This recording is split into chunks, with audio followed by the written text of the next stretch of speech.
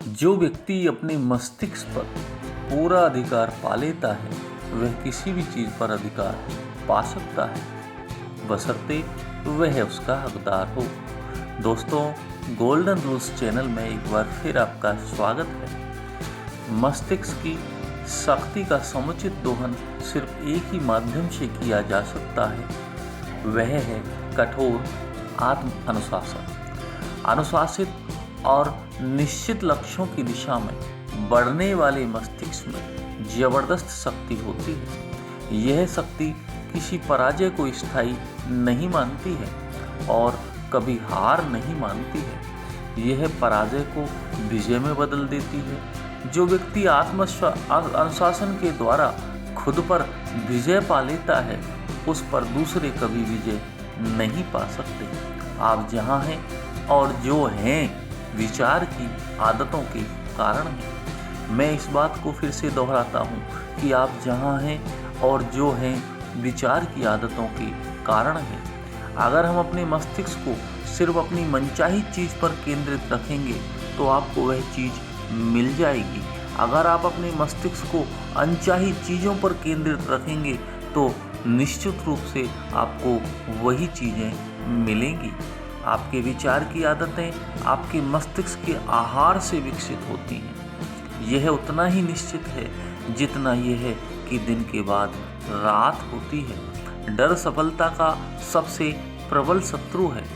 हमें आलोचना से डरते हैं, हम मित्रों और रिश्तेदारों का प्रेम खत्म होने से डरते हैं, हम बुढ़ापे से डरते हैं, हम स्वतंत्रता छिन जाने से डरते हैं, हम असफलताओं से डरते हैं और ये कभी नहीं पहचानते कि हर असफलता में समान लाभ का बीज छिपा होता है। आस्था द्वारा अपने मस्तिष्क को असीम बुद्धि के मार्गदर्शन के लिए खोलने के बजाय हम अपने मस्तिष्क को कसकर बंद कर लेते हैं और अनावश्यक डरों पर आधारित सीमाएं तय कर लेते हैं। हम अवसरों की कमी की शिकायत करते हैं। हम यह नहीं पहचानते कि दृढ़ मस्तिष्क वाले व्यक्ति के पास यह अधिकार और शक्ति है कि वे अपनी जरूरत की हर भौतिक चीज हासिल कर ले।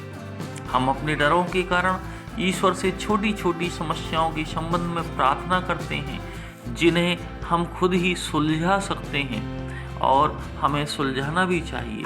फिर जब हमें मनचाहे परिणाम नहीं मिलते हैं तो हम हार मान लेते हैं और आस्था गवा देते हैं। हम मस्तिष्क की शक्ति का असंख्य तरीकों से दुरुपयोग करते हैं क्योंकि हम यह नहीं समझते हैं कि आत्म अनुशासन से इस शक्ति का दोहन किया जा सकता है।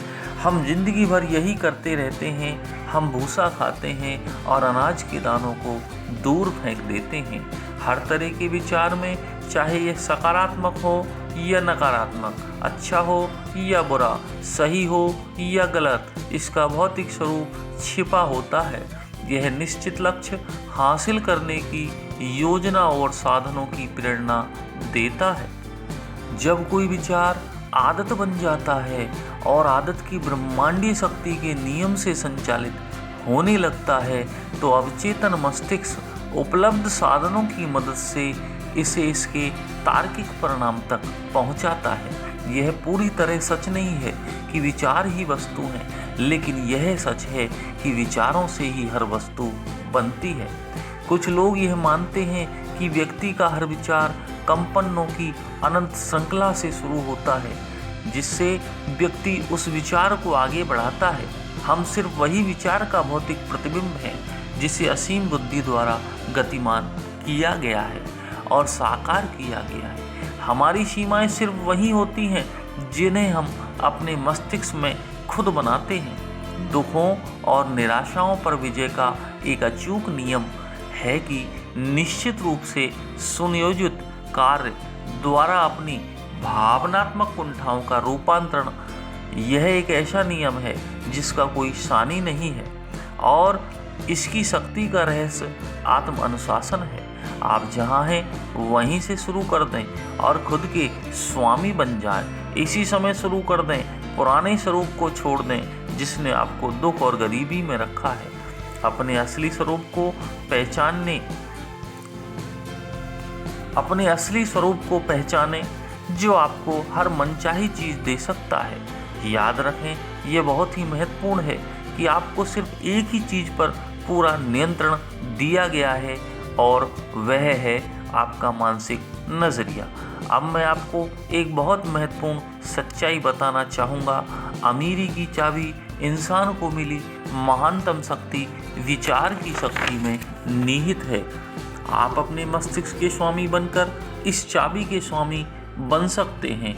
आत्मनुशासन द्वारा सोचकर आप जिंदगी की विषम से विषम परिस्थितियों में भी उबर सकते हैं। आपका मानसिक नज़रिया हर विपत्ति, पराजय और असफलता को समतुल्य लाभ में बदलने में आपकी मदद कर सकता है। अब आपके सामने यह स्पष्ट हो जाना चाहिए कि अमीरी की महान चाबी और कुछ नहीं बल्कि आत्म अनुशासन है, जिसकी मदद से आप अपने मस्तिष्क के पूर्ण स्वामी बन सकते हैं। दोस्तों, आपको हमारा ये वीडियो पसंद आया हो तो इसे शेयर और लाइक करें और हमारे चैनल को सब्सक्राइब करें। धन्यवाद।